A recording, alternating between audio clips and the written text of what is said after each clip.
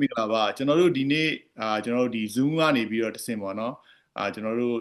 Zoom meeting လုပ်ရတဲ့ရွေးချက်ကတော့တိတ်မကြသေးခင်ကကျွန်တော်တို့ဒီ campaign အောင်မြင်ခဲ့တဲ့စောင်းမီရဲဘော်စီတို့ campaign ကနေပြီးတော့တဆင့်ကျွန်တော်တို့တချို့ campaign တွေမှာငွေကြေးရခဲ့တာရှိပါတယ်ဆိုတော့အဲ့ငွေကြေးနဲ့ပတ်သက်ပြီးတော့ကျွန်တော်တို့မြေပြင်ကိုလှူဒန်းပေးထားတဲ့ကိစ္စတွေထောက်ပို့ပေးတဲ့ကိစ္စတွေအကြောင်းကိုကျွန်တော်တို့ဒီကနေပြီးတော့တင်ပြဆွေးနွေးခြင်းတဲ့အတွက်ကြောင့်မို့လို့ဒီအစည်းအဝေးနဲ့လုပ်လိုက်ရတာဖြစ်ပါတယ်အားလုံးပဲမင်္ဂလာပါဟုတ်ကဲ့ဒီထဲမှာမင်္ဂလာပါဟုတ်ဒီမှာတက်ရောက်လာပြီးတာတော့ဆရာဦးလာမြင့်နိုင်ဒါကျွန်တော်တို့ကယ်လီဖိုးနီးယားကမတ်ဖြူဖြူလိုင်းပြီးတော့ကျွန်တော်တို့ဒီမဲဆောက်ဘက်မှာကျွန်တော်တို့ရဲဘော်တွေထောက်ပို့တောက်လျှောက်လုပ်ပေးနေတဲ့မဲအီဆိုတဲ့အမဖြစ်ပါတယ်ဆိုတော့ဒီမှာတော့ပထမဆုံးကတော့ဒါဆရာဦးလာမြင့်နိုင်ကနေပြီးတော့ဟိုဒီရဲ့ကျွန်တော်တို့စပြီးတော့ campaign လုပ်ထားတော့ကျွန်တော်တို့ပြောပြဘူးတယ်ပေါ့နော်ဆိုတော့ဒီ campaign ရဲ့အခြေအနေကဟိုဘယ်လိုပြောရမလဲဆိုတော့ဆွမ်းနာကျွန်တော်တင်ပြသလိုပဲပေါ့campaign ကိုကျွန်တော်တို့ရက်နေရွှေ့ပြီးလုပ်လိုက်တဲ့အချိန်မှာကန်ကောင်းပြီးတော့ဒီတက်မှတ်ချက်တဲ့ပို့ပြီးတော့ကျွန်တော်ထောက်ပံ့ရေးဟိုပါပေါ့ဟိုမဲတွေရောင်းလဲရတယ်အဲရောင်းလဲရတဲ့အထဲမှာကျွန်တော်တို့ကဟိုဒီထောက်ပံ့ရေးနဲ့ပတ်သက်တဲ့ဟာရောင်းလဲရတဲ့မဲပေါ်မှာပဲထောက်ပံ့ထားတဲ့အကြောင်းကိုပဲဆွေးနွေးမှာဖြစ်ပါတယ်ဆရာဟုတ်ကဲ့ဟုတ်အခုဒီ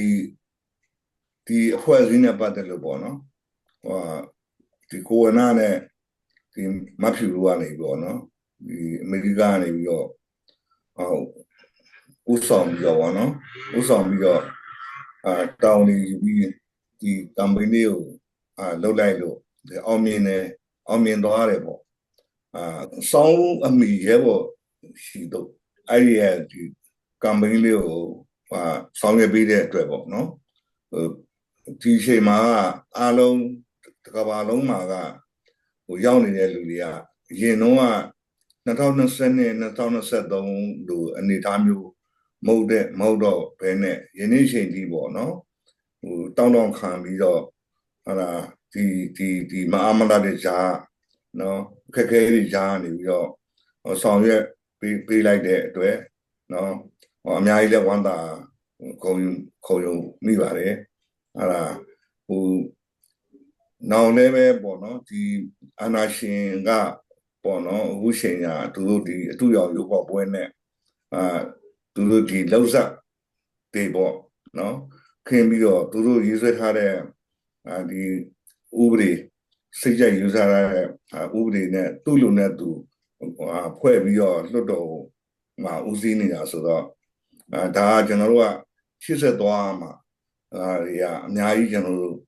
ရှိပါသေးတယ်လို့ရှိတော့အကြောင်းလို့အခုမဖြူလို့ဒီကိုဝနာတို့ကနေပြီးတော့အခုအမေရိကန်ကနေပြီးတော့အခုလို့ပေါ့ဆောင်ရွက်ပေးတယ်တောင်းနေကြည့်တယ်ဆိုတာကျွန်တော်ရိုးအနေနဲ့ကတော့တော်တော်ကိုဂုဏ်ယူမမြောက်စွာဖြင့်ကျွန်တော်ဒီလိုပေါ့နော်မှတ်တမ်းကုန်ပြီးကြပါတယ်နောက်လည်းပဲဒီလိုပဲဆက်ပြီးစူးစမ်းပေးပါလို့နော်ဟုတ်ကဲ့ပါဆရာကျေးဇူးပါဟုတ်ကဲ့ဟုတ်မဖြူဆက်ပြီးတော့ဆွေးနွေးပေးပါအောင်နော်ဆက်ပြီးတော့ဟုတ်မင်္ဂလာပါဟိုအားလုံးမင်္ဂလာပေါင်းနဲ့ပြည့်စုံပါစေအဖြူတို့အခုဒီပြီးခဲ့တဲ့ campaign ပေါ့နော် March လ29ရက်နေ့မှာကန်ဆယ်မဲဟိုဖောက်လိုက်တဲ့စောင်းအမီရဲဘော်စီတို့ဟို campaign လေးကိုအားပေးကြတဲ့ဟိုမိတ်ဆွေတင်ဟာပေါင်းလို့များအားလုံးကိုလည်းကျေးဇူးအများကြီးတင်ပါတယ်အဲ့ဒီ campaign လေးကတော့မဖြူတို့အမနွေဦးပေါ့နော်မအီလို့လည်းခေါ်ပါတယ် Burma Rangers 21ဆိုတဲ့အဖွဲ့နဲ့ပေါင်းပြီးတော့ဒီ campaign လေးကိုတင်ဆက်လိုက်တာပေါ့နော်အဲ့ဒီပုံမှာမဖြူတို့ဟိုနေ live လွှင့်ပြီးတော့လည်း video လေးလည်း live လွှင့်ပြီးတော့လည်း cancel မဲ့ဖောက်ပေးလိုက်တယ်တချို့အစီအမံပေးတာလေးတွေဟိုရှိခဲ့တာကိုလည်းခွင့်လွှတ်ပြီးတော့ဖြည့်ပြီးတော့နားလည်ပေးပြီးတော့ဟိုနေပေါ့နော်လက်ခံမယ်လို့လည်းယူဆပါတယ်ပေါ့နော်နောက်မဖြူဟာအဲ့ဒီ video ထဲမှာ live ထဲမှာတော့ဝင်ငွေဘယ်လောက်ရှိသလဲဘယ်လောက်လှူထားပြီးပြီလဲဆိုတာကိုပြောပြမယ်လေအခုလို့ဒီအတင်းနဲ့ပေါ့နော်အတင်းနဲ့ officially ဟိုကြော်ညာပေးခြင်းနဲ့နောက် announce လဲလုပ်ပြီးတော့အလုပ်တွေဆက်လုပ်နေတယ်ဆိုတာကိုလည်းပြောပြခြင်းလို့ပေါ့နော်ဝင်ငွေကတော့မဖြစ်လို့စုစုပေါင်းရခဲ့တာကဟိုဒေါ်လာနဲ့ပဲတွက်လိုက်တယ်ပေါ့နော် US dollar ဟို9400နဲ့14ဒေါ်လာဆိုတော့5414ပေါ့နော်ဟို American လို့ပြောလို့ရှိရင်$5,414ပေါ့နော်မြန်မာလိုဆိုရင်9414 $14ပေါ့နော်အဲ့ဒါရရှိခဲ့တယ်ပြီးတော့မဖြစ်တော့ဒီအမနွေဦးရဲ့ဒီ Burma Rangers 21အဖွဲ့ကနေမှ$2000ဘိုးကိုဘောနော်ရဲဘော်တွေကိုလှူလိုက်တယ်ပေါ့နော်နောက်ပြီးတော့650က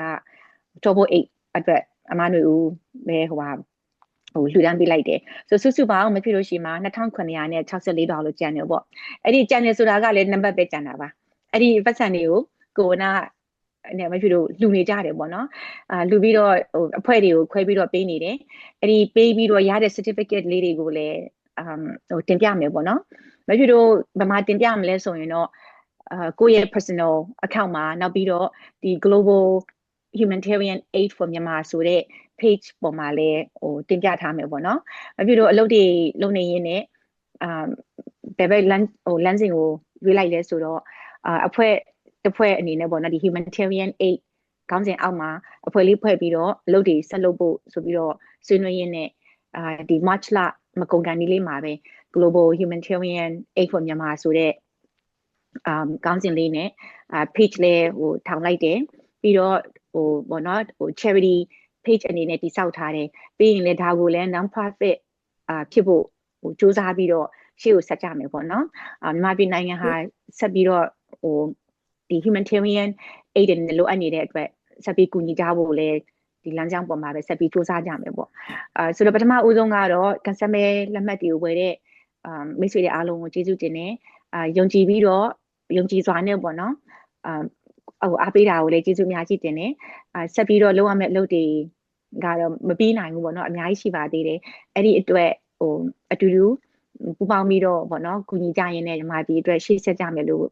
့ပြောချင်ပါတယ်အားလုံးကျေးဇူးတင်ပါတယ်ဟုတ် thank you ကိုဗနာဟုတ်ကဲ့ပါမတ်ထူကျေးဇူးထူးတင်ပါတယ်ပေါ့နော်ဟုတ်ကဲ့ကျွန်တော်မတ်ယူကိုမခေါ်ခင်ကျွန်တော်နည်းနည်းလေးပြောပြချင်တယ်ပေါ့နော်ဆိုတော့အခုလက်ရှိကျွန်တော်တို့ဒီ campaign ကဒီစောင်းမီရဲဘော်စီဆို campaign ကနေပြီးတော့မှဒီလိုမျိုးcampaign ကဒီကျွန်တော်တို့သတ်မှတ်ထားတာတက်ကိုပို့ပြီးတော့ကြော်လွန်ပြီးတော့ကျွန်တော်တို့ဒီအောင်မြင်ခဲ့တယ်ပေါ့နော်ဒီအောင်မြင်တဲ့ဟာကလည်းဆွမ်းမတ်ထူပြောသလိုပဲဒုတိယချင်းစီရဲ့ကူညီမှုနဲ့ကျွန်တော်တို့ဒီလက်ရှိဖြစ်ပေါ်နေတဲ့ဗမာပြည်ရဲ့ခက်ခဲကိုကျွန်တော်တို့ဝိုင်းဝန်းပြီးတော့ကူညီကြတဲ့အတွက်ကြောင့်မလို့ကျေးဇူးထူးတင်ရှိပါတယ်ပြီးတော့ကျွန်တော်တို့ကဆွမ်းမတ်ထူတင်ပြသလိုပဲဒီကျွန်တော်တို့ global humanitarian aid for Myanmar ဆိုတဲ့ဟာကကျွန်တော်တို့က non profit organization ပုံစံမျိုးကျွန်တော်သွားတဲ့ကြောင့်မလို့ကျွန်တော်တို့ကစီရေးနဲ့မသက်ဆိုင်တဲ့ဟာမျိုးအကူအညီမျိုးပေါ့နော်လူသားချင်းစာနာမှုအကူအညီမျိုးကိုကျွန်တော်တို့အဓိကစောင်းပေးပြီးတော့ကူညီရဲ့အဖွဲ့အစည်းမျိုးဖြစ်ပါတယ်ဆိုတော့အဲ့အတွက်လည်းအများသူငါးနေကျွန်တော်တို့ page တွေပါတယ်လောက်ထားလို့ဆိုရှင်ကျွန်တော်တို့ကိုစီရေးနဲ့မသက်ဆိုင်တဲ့ဟာမျိုးကိုကူညီလာတောင်းစီခြင်းပါတယ်ပြီးတော့လည်းဆက်လက်ပြီးတော့လည်းကျွန်တော်တို့ပံ့ပိုးပေးဖို့ကူညီပေးဖို့လည်းကျွန်တော်ဒီကနေမြစ်တာရက်ခံခြင်းပါတယ်ပေါ့နော်ပြီးတော့ဆက်လက်ပြီးတော့ဒီမက်နူကိုကျွန်တော်ဖိတ်ခေါ်ချင်တာကတော့မက်နူရဲ့ဟိုဘက်ကဟွာပေါ့ထောက်ပံ့ဝေးထားတဲ့ဒီကိစ္စရက်လေးကိုကျွန်တော်တို့အများသူငါသိအောင်လို့ရှင်းပြပေးစီချင်ပါတယ်เนาะဟုတ်ကဲ့ကျေးဇူးပါဟုတ်မင်္ဂလာပါရှင်ဒီမှာမနွေဦးနိုင်ပါဟုတ်ကဲ့လက်ရှိကတော့ပြီးခဲ့တဲ့ဒီစောင်းအမိရေဘော့စီတို့ campaign လေးဖြစ်မြောက်သွားအောင်အရင်ဆုံးပြောချင်တာပေါ့နော်ဖြစ်မြောက်သွားအောင်ကူညီပေးတဲ့မက်ဖြူပစ္စည်းတွေရောမက်ဖြူရဲ့ကိုယ်ပိုင်ပစ္စည်းလေးတွေထုတ်ပြီးတော့ကူညီပေးတဲ့မက်ဖြူကိုကျေးဇူးတင်ပါတယ်နောက်ဒုတိယတော့ကိုဝနာနဲ့နောက်ထပ်ဒီဝိုင်းပြီးတော့မဲလက်မှတ်လေးတွေလုပ်ပေးတဲ့ညီမလေးတယောက်ကိုလည်းကျေးဇူးအများကြီးတင်ပါတယ်ပေါ့နော်ပြီးတော့ဒီကန်ဆယ်မဲမှာကြက်တဲခက်ခဲနေတဲ့ဂျားကနေပြီးတော့ဒီမဲလက်မှတ်ကလေးတွေဝယ်ယူအားပေးတဲ့ပြည်သူတယောက်ချင်းစီတိုင်းကိုလည်းကျေးဇူးတင်ပါတယ်ဒီအခုအဲ့ဒီကန်ဆယ်မဲရောင်းရတဲ့ငွေကြေးအဖြစ်တော့ပစ္စည်းပို့တာကအရင်ဖြစ်သွားတယ်ပေါ့နော်မဲလက်မှတ်ကကျွန်တော်တို့ကနောက်မှရောင်းတာရောအရင်ဆုံးပတ်စံကိုအရင်မက်ဖြူကထုတ်ပေးတာဖြစ်တဲ့အတွက်အဲ့ဒီပတ်စံနဲ့ကျွန်မကပစ္စည်းတွေကိုအရင်ပို့တာလမ်းကြောင်းအခြေအနေရအောင်ဒီသွားရတဲ့အခက်အခဲတွေကြားထဲမှာဆိုတော့လေအဆင်ပြေလို့လိုက်တော့မဲကတော့နောက်မှရက်3လရောင်းတာပေါ့နော်ပစ္စည်းကတော့အရင်ဆုံးကျွန်တော်တို့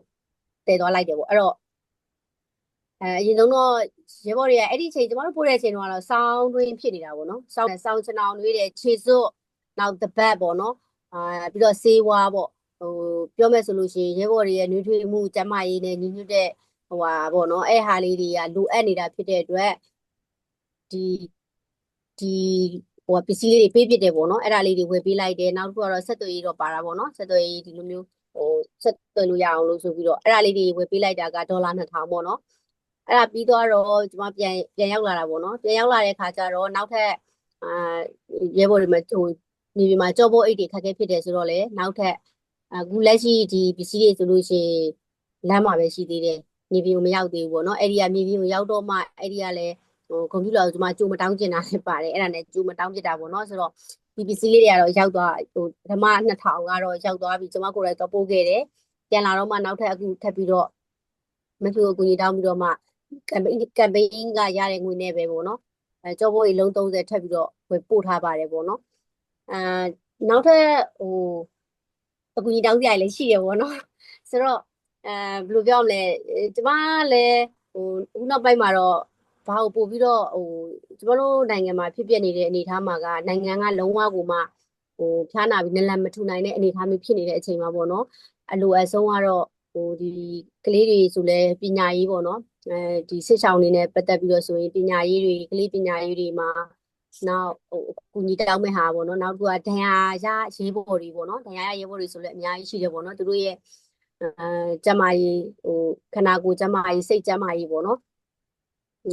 အဲ့ဒီဟာလေးတွေလည်းလိုတယ်ပေါ့နော်ဆိုတော့အဲ့ဒါလေးတွေနောက်အကူကြီးတောင်းကျင်တာလေးတွေရှိတယ်ပေါ့နော်အဲ့ကြလို့ရှိရင်လည်းမဖြူလို့နေနဲ့ကမ်ပိန်းတွေလုပ်တဲ့အခါမှာမဖြူလို့ပြေးမှလာပြီးကူညီတောင်းမှမယ်ကမ်ပိန်းတွေလုပ်တဲ့အခါကြလို့ရှိရင်လည်းဝိုင်းပြီးတော့လည်းကူညီပေးမယ်ပေါ့နော်တခြားပြည်သူတွေကိုလည်းအဲ့ဒီကမ်ပိန်းလုပ်တဲ့အခါကျရင်လည်းဝိုင်းပြီးတော့ကမ်ပိန်းလေးမှာပါဝင်ပေးကြပါလို့လည်းတောင်းဆိုချင်ပါတယ်ပေါ့နော်ဒီလောက်ပါပဲကိုကနာဟုတ်ကဲ့ကျေးဇူးပါဟုတ်ကဲ့မန်နေဦးနိုင်ဟုတ်ကဲ့ပါကျွန်တော်အနေနဲ့တင်ပြချင်တာလေးကကြတော့ထပ်ပြီးတော့အခုကျွန်တော်တို့လက်ရှိကြံသေးတဲ့ငွေပမာဏပေါ့နော်အဲ့ဒါကိုတော့ကျွန်တော်တို့စနစ်လိုမျိုးပဲလူသားချင်းစာနာမှုနဲ့အဓိကစေဝါဆိုင်ရာတွေပေါ့နော်တချို့ဟာတွေကိုကျွန်တော်တို့ကူညီပေးရှိပါတယ်ပေါ့နော်အဲ့အတွက်လည်းကျွန်တော်တို့ဆက်လက်ပြီးတော့အဖွဲ့တွေကိုလိုက်ချိတ်ဆက်ပြီးတော့တူတန်းတာရှိပါတယ်ဆိုတော့အဲ့ဒီတချို့ရှိရလဲစနစ်လိုမျိုးကျွန်တော်တို့ certificate တွေကိုကျွန်တော်တို့ဒီဘက်ကနေပြီးတော့ Global Humanitarian Aid for Myanmar ကနေ page ကနေပြီးတော့တဆင့်ရောကျွန်တော် personal account တွေကနေအားလုံးကနေပြီးကျွန်တော်တို့တင်ပြပြီးတော့ဒီပါဝင်ပေးကြတဲ့ပြည်သူလူထုအားလုံးကိုကျွန်တော်တို့ကဒါလေးကိုဂုဏ်ယူဝမ်းမြောက်စရာပေါ့နော်အဖြစ်နဲ့ကျွန်တော်တို့ကမှတ်တမ်းတင်ထားမှာဖြစ်ပါတယ်ဟုတ်ကဲ့ကျေးဇူးပါပဲဟုတ်ကဲ့ဆက်လက်ပြီးတော့ဆရာဦးလာမြင့်အနေနဲ့ဒီကျွန်တော်တို့ဒီGlobal Humanitarian Aid နဲ့ပတ်သက်တဲ့ဟာလေးပေါ့နော်အနည်းချင်းတော့ထပ်ပြီးတော့ဆွေးနွေးပြပါအောင်နော်ဟုတ်ကဲ့ကျေးဇူးပါ Global Humanitarian Aid ကျွန်တော်ကအခုဒီအဖွဲ့ဖွဲ့ထားတာကတော့သိမရသေးဘူးပေါ့နော်အခုမှဒီဒါပထမဦးဆုံးကမ်ပိန်းလုပ်တာနဲ့တူပါတယ်နော်ကျွန်တော်တို့ဟုတ်ပါတယ်ဆိုတော့ကျွန်တော်တို့ကနောက်ဒီအဖွဲ့နဲ့ပတ်သက်လို့နော်ဒီအဖွဲ့ဖွဲ့လိုက်တာနဲ့ပတ်သက်လို့ဒါကတော့ကျွန်တော်တို့ဒီမြန်မာနိုင်ငံတို့ပေါ့နော်ပေါ်မြန်မာဆိုပြီးတော့ဆိုတော့ကျွန်တော်တို့ဒါကဒီအဖွဲ့အစည်းကတော့ကျွန်တော်တို့ကကြီးလေးလေးနဲ့ကျွန်တော်ခိုင်မာအောင်ပေါ့နော်တော်လာရေး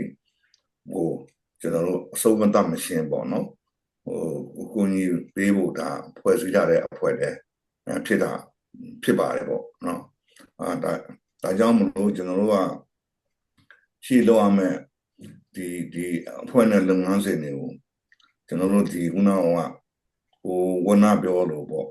ဒီစေဝါနဲ့ဒုက္ခတွေကိုကြီးကဲစရေးတွေအတွက်နော်အတွက်ကျွန်တော်တို့ကဒါလက်ပါလာပေါ့နော်ဒီတော်လိုင်းအတွက်တွေလည်းပါလာပေါ့လိုအပ်တဲ့ဒီယူနီဖောင်းတို့ပေါ့နော်ကြောပိုးအိတ်တို့ဖနက်ကအစပေါ့ဒါတွေအဆက်ဆက်ရလိုအပ်တဲ့နေရာတွေကိုပုံညီပေးဖို့အတွက်ဖွဲ့စည်းထားတဲ့အဖွဲ့ဖြစ်ပါတယ်လို့နော်ဒါကျွန်တော်တို့ရှေ့မှာလည်းတိုးရှက်ပြီးတော့ပေါ့နော်တိုးရှက်ပြီးတော့ကျွန်တော်လူအင်အားနဲ့တောင်းတင်းအောင်ပေါ့စူးစီးပြီးတော့သွားမယ့်အဖွဲ့အစည်းလည်းဖြစ်ပါတယ်လောလောဆယ်ကတော့ကျွန်တော်တို့လူအင်အားကတော့ဒါဒီအရေးအတွက်ကတော့နေပြီမဲ့လို့အရေးရှိတဲ့လူတွေကြီးပါပဲအားလုံးစုဖွဲ့ပြီးတော့ဆောင်ရွက်နေတာကိုအားလုံးသိစေချင်ပါတယ်လို့နော်အားလုံးသိအောင်လည်းကျွန်တော်တို့ဒါပြောရခြင်းဖြစ်ပါတယ်ပေါ့နော်ဟုတ်အဲ့မဖြူလို့ရှိရနေပြီးတော့ပစ္စည်းတွေတည်သွားတဲ့ခါကျတော့သူတို့လည်းပြောကိုလည်းပြောပေါ့ကျေးဇူးအများကြီးတင်ပါတယ်မဖြူ